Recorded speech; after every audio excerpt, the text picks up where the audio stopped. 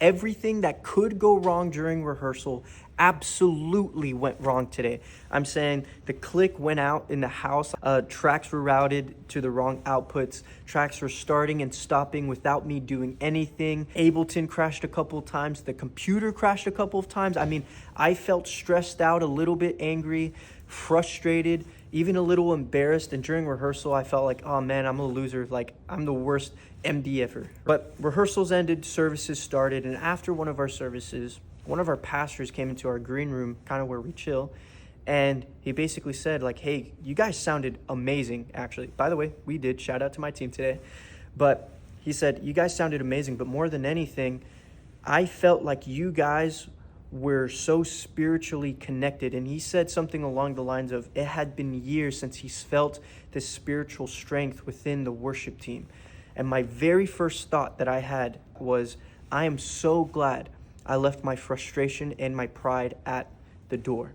And I'm not trying to say this to blow my own smoke or to make myself look better than what I really am.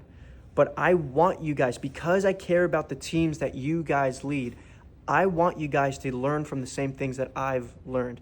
Here are 3 incredibly practical things that will help you and your ministry. 1, prepare, and prepare. A part of preparation, yes, you can do all the tech work and double check all of your work, making sure everything is in the right key, or if you're a light guy programming, all that kind of stuff. If you're a video editor, doing all that, prepare.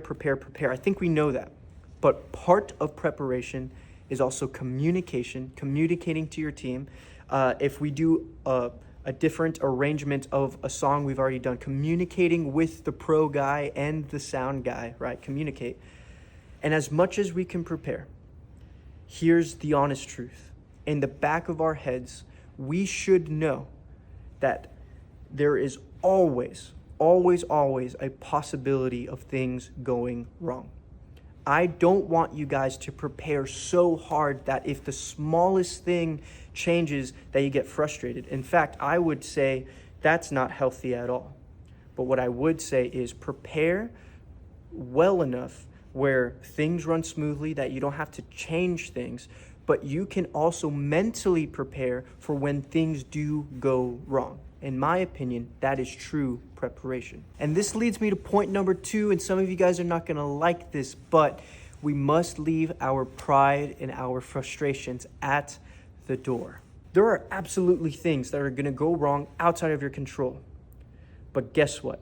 It is still going to be your fault. What? Let me explain. If you've been in this position, you're sitting in church, the pastor's going off, he's speaking, and then you hear a little bit of feedback.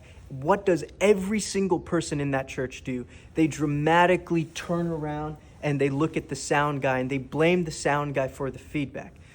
It wasn't his fault. It was probably the pastor just not holding the mic correctly, or like hitting his pack, or whatever the case may be. Everyone blames the sound guy even though it isn't his fault. And guess what? We have to be okay with that.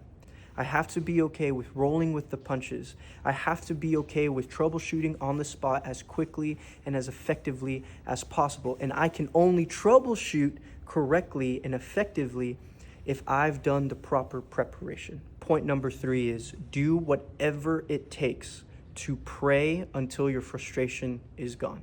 After all the debacle of the tracks being all dumb, all the computers being dumb, I went to a restroom in our other building and I just simply sat there and prayed. Because when you show up in the presence of God frustrated, you will not be a part of his presence. You will not know his presence. You will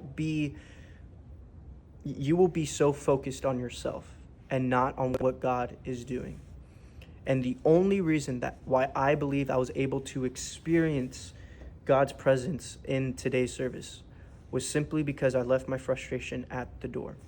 So I believe if you follow what I'm saying and take it to heart, that not only will you improve, but your teams will improve. There's no need to let out your frustration on your own team. Keep it to yourself, pray it out, and be as prepared as possible. With that being said, guys, this Sunday is done. I'm not glad it's over, but it's another Sunday down. But guess what? next Sunday is not just another Sunday, but it's a day filled with hope and purpose. I'll see you guys.